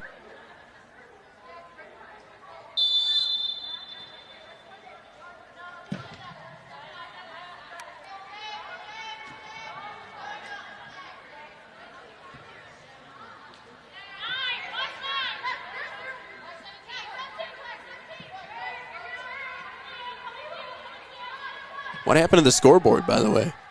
I don't see the little Daktronics scoreboard just across the way. Obviously, we have a running scoreboard on top of our screen, so for those of you watching back at home, it shouldn't be that difficult to follow along. I wasn't sure if you were trying to ask that question like to me or if you were just like it was like a. It's just an observation. You just. I was like, we are on the air. Interesting. What am I having for dinner?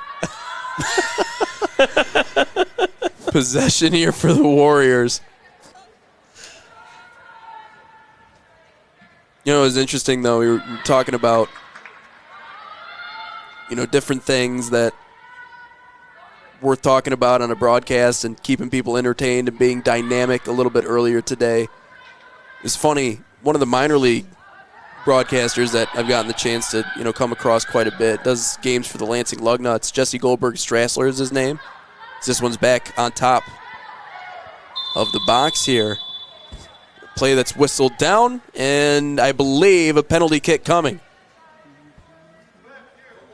I think it's just a free kick outside the 18. Check that. Yeah, free kick just outside the 18. 18 3/4. Nicole Roble.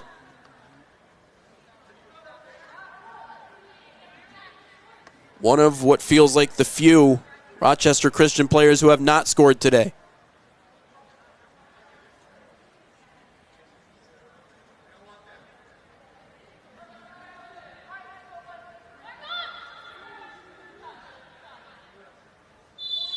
Roble whistles one into the back of the net, and it's 8-0. The rout continues.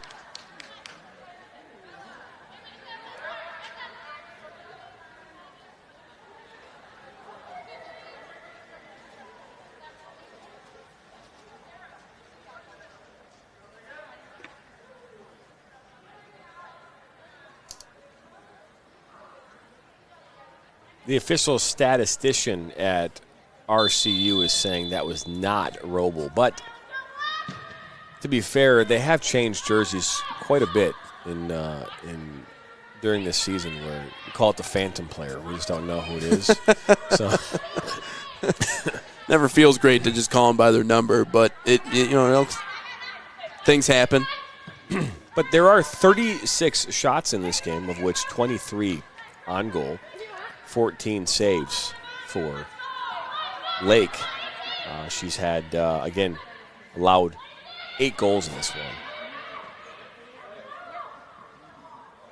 On the flip side, Grace Christian's had 3 shots, of which one of those on target.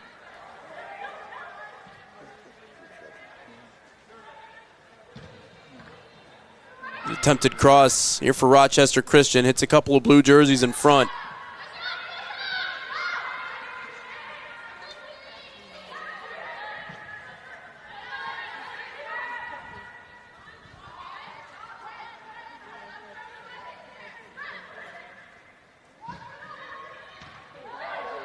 Lake diving for that one, taking out a couple of different players in the process as it kicks up and out of bounds. Going to say last touched here by the Warriors, and a goal kick upcoming. Here for the Tigers, down 8-0. Inside of 20 minutes to go until we put a bow on this one.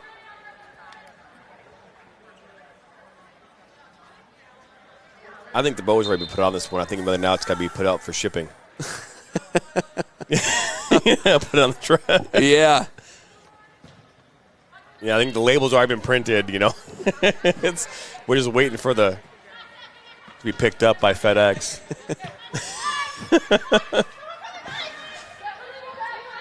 And no disrespect to Grace Christian at all. That's not meant in any level of disrespect, but you're down 8-0 with under 18 minutes to go.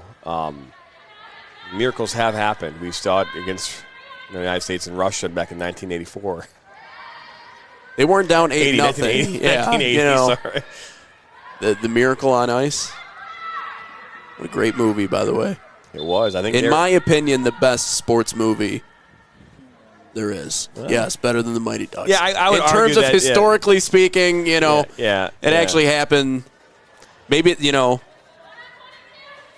they did the knuckle puck though to beat Russia. You know, the flying V. Well, they didn't beat Russia. That was like, wasn't that like? Well, yeah, the Soviet Union. Yeah. The best team ever assembled. I would agree that Miracle is up there. I'm a huge fan. I think Rudy is right up there as well. You know, Rudy, good movie. Hoosiers. Rudy was offsides though. Oh, it doesn't matter. Offsides. Come on now, man. Really?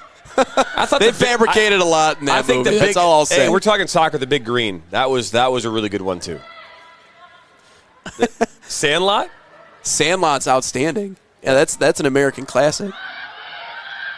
Waterboy. I don't know if you can put Sandlot and the Waterboy in the same kind. I mean, yeah, okay. It's really good, by the way. I think really good. Waterboy was great. Well, there's different separate. You know, some.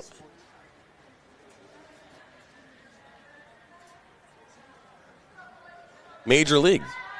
Yeah. Corey, by the way, our producer, is the one talking on the other side of this conversation. Which was the last time the Indians won a World Series was in that movie. So, I mean, you know. The then Indians, now Guardians. Yeah, well, tomato. I believe it has been 75 years, I think, since they've won it. I believe that's the longest drought in professional sports, either them or the Arizona Cardinals, either, you know, one of those two orgs. But, you know, I'm not going to cheer for them. We watched them lose last night. You and I did. We did. Well, I didn't watch them. I watched the Jets lose actually first. You had your back to the game, but I was giving you updates as it went. And you didn't want to hear about any of it. Which nothing makes me happier seeing Aaron Rodgers lose a game. So I'm sorry. I'm at peace when he loses. Just watch so many games where we lose because he throws a Hail Mary. You know, but what did he do last night? He threw a Hail Mary just like he did against the Lions. But and he didn't worked. win a game. Yeah, it's still. Yeah. Nothing makes me happier when you lose. A lot of scars there that haven't healed. Every Detroit Lions fan has scars. Along that back line, too strong, goal kick here for Grace Christian. Oh, okay. Keep going with the sports movies. This is good. I like this conversation about sports movies. Yeah, please be patient with us. It is an 8-0 game. Yeah, I mean, hey, no disrespect to the players on the field, but you know, let's talk sports. No, but Miracle, to get it back on the sports movie train. That was actually the first movie I ever saw in theaters, but it's probably why it has a special place in my heart. But historically speaking, very inspirational. But we're going with sports comedies. Obviously, there are other ones that are way up Happy there. Gilmore. It's. I mean, it's not really. He's a hockey movie, right? There's a hockey movie. He mentioned Mighty Ducks. Mighty Ducks was very good. Rookie of the Year, which is great. That was about the player that broke his arm, played for the Chicago Cubs. Angels in the Outfield. That one was not. I mean, that was not. I think that's one of my favorites too. Is it really? I grew up with that one. Okay. Oh yeah. Danny Glover and Matt LeBlanc.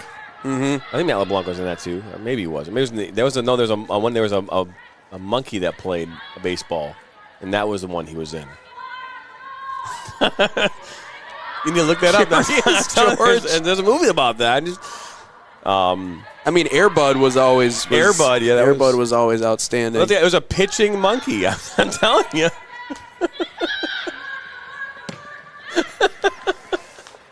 What was it called? Ed.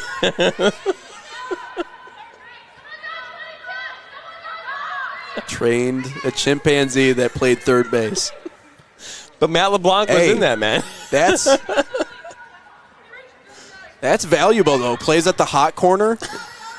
Got a good arm. If he can hit like 250, yeah, put him on, put him on the team. There was one where there was a guy that his dad would his grandfather owned like the Twins. Remember that? His dad, it was like he ended up becoming the owner and / manager of the team. I forgot the name of that movie. That was a good movie too. The one that I've been thinking of a lot of, Moneyball.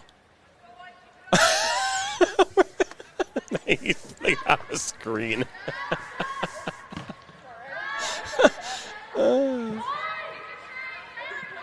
Nice. Minor league, major friendship. Gee, that's how you know it's good right there. You still think that Matt LeBlanc got paid handsomely to be in that movie. Okay, so here's a question then. Is Die Hard a Christmas movie?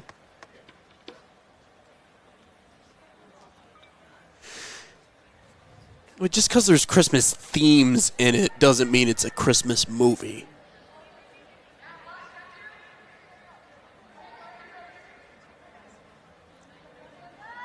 Corey's saying that since it was released around Christmas, therefore it falls into the Christmas category. I thought it was released in the summer. Maybe another gift for Rochester Christian, but Amaya Lake gets it with 78 minutes into this game.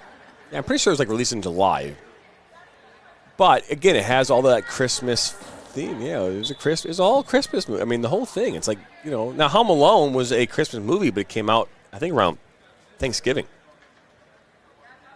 Did that ball just get stuck in the ceiling?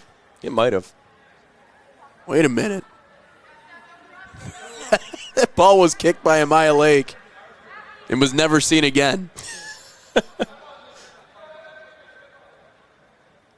What a full moon kind of game. 8-0 lead for Rochester Christian. On the verge of just being 10 minutes out from this one being over.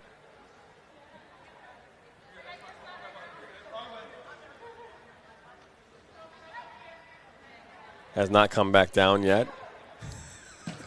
They're all pointing up and laughing.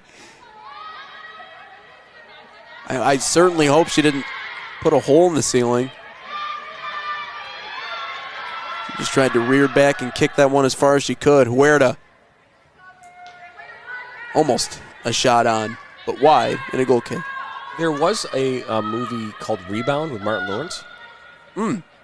That was where he was a college coach who got kicked out of college and had to go coach a middle school basketball team.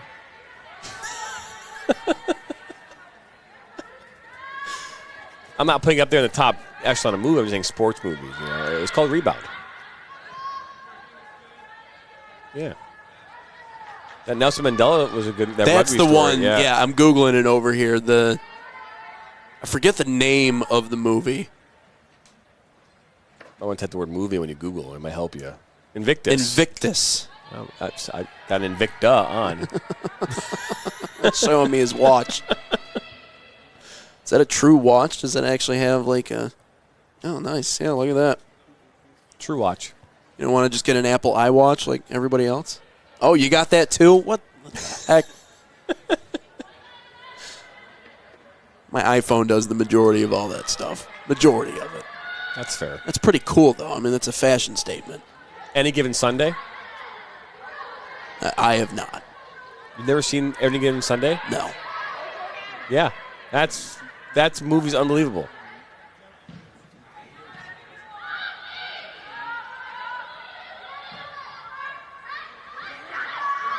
Rochester Christian, another one blasted on.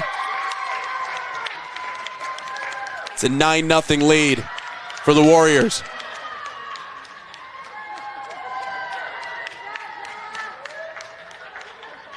Now, Jenna Boye. It's 9-0, and I don't know if Jenna scored a goal this season, and we have to look and see. But, like, that's the thing right there that, as all kidding aside, to us talking about sports movies, you're up 9-0. So the celebration that comes with scoring the 9th goal, not the same as if you scored goal number 2. Right. Yeah. So, you go in and high-fiving your teammates and everything. That might be one of those things where it becomes the borderline disrespectful. And it might be her first goal of her college career.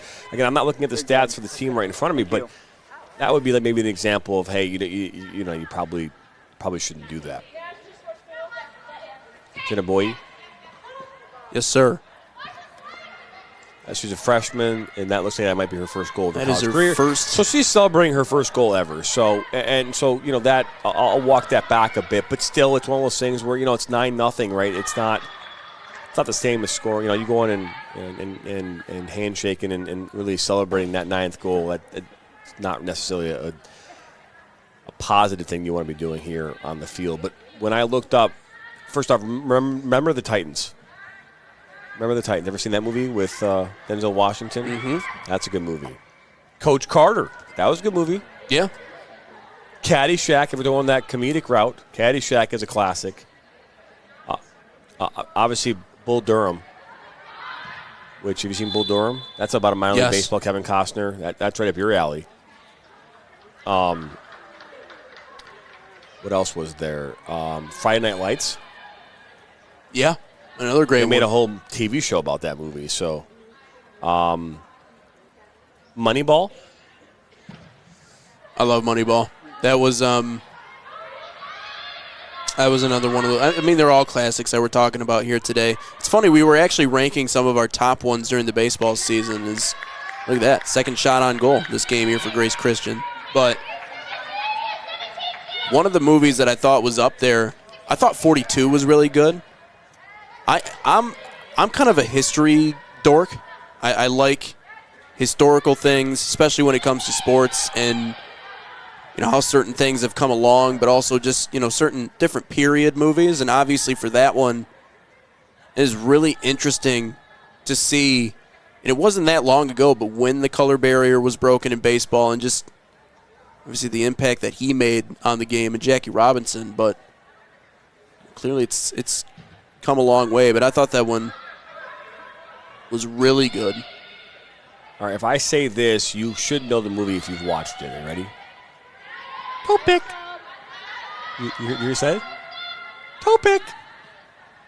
Toe pick. Yep. No. Now he knows. Corey knew. Do you know the name of the movie? Toe pick. You don't know it, do you? No. It's Cutting Edge. Cutting Edge. Hockey player who couldn't play because he got injured his eye. He retired from hockey and became a figure skater and became a figure skater with couples figure skating. What they call it, doubles. I don't know. Oh yeah. Yep. So, go pick.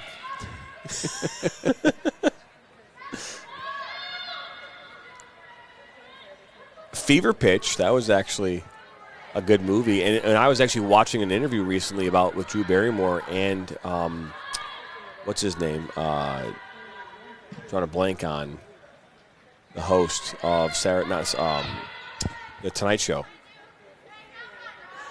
Yeah, he was also on Saturday Night Live. Trying to blank on his name. Jim and Fallon, thank you.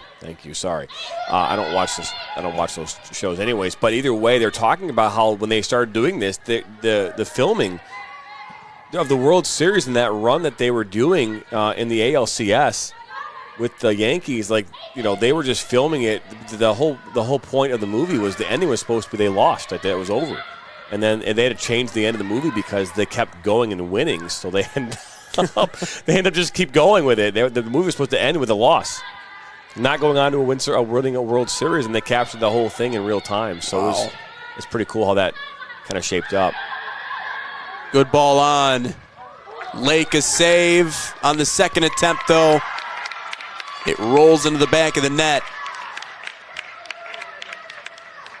And it's a double-digit lead just inside of 5 minutes. Here for Rochester Christian, it's 10-0.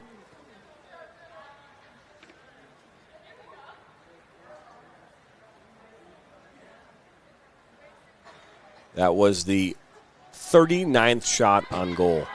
Sorry, 39 shot in total, 26th on goal. Jenna Boyer, after getting her first in her collegiate career, gets her second just mere moments later. It's 10-0 here for Rochester Christian.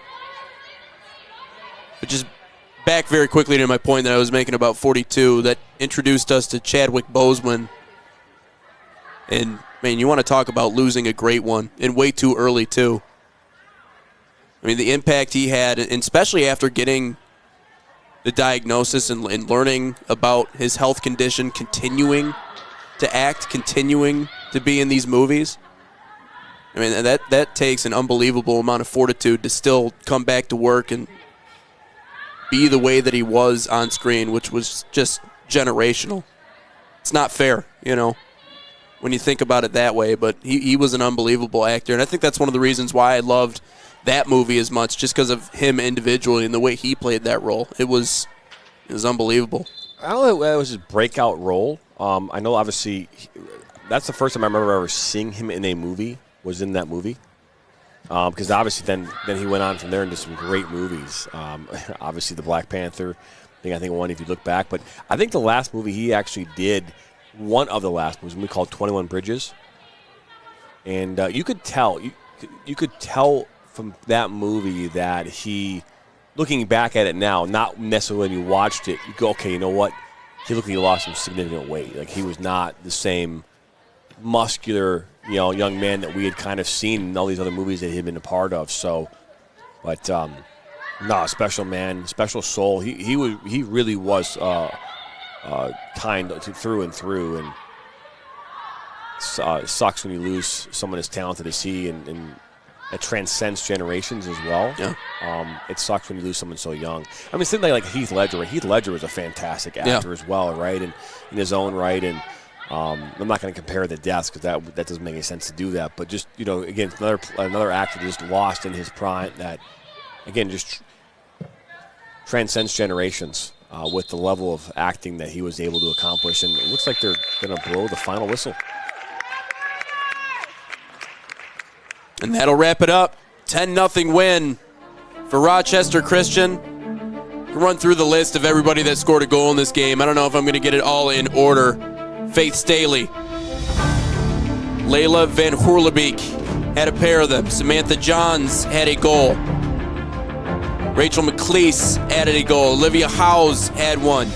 Jenna Shadowski had two of them. Jenna Boyer at the very end with a pair of goals. And then Maya Freeland with a goal as well for Rochester Christian. They absolutely roll to this 10-0 win here over Grace Christian. Coming up next, they got Michigan Dearborn. Then after that, they got Defiance College, Indiana Tech on the 26th, and then they wrap up the season with their hardest test of the year so far. Number 4, Aquinas College on October the 30th on the eve of Spooky Night right here at the Michigan Stars Sports Complex. One last time, 10-0 our finish. Rochester gets the win here on the Michigan Soccer Network.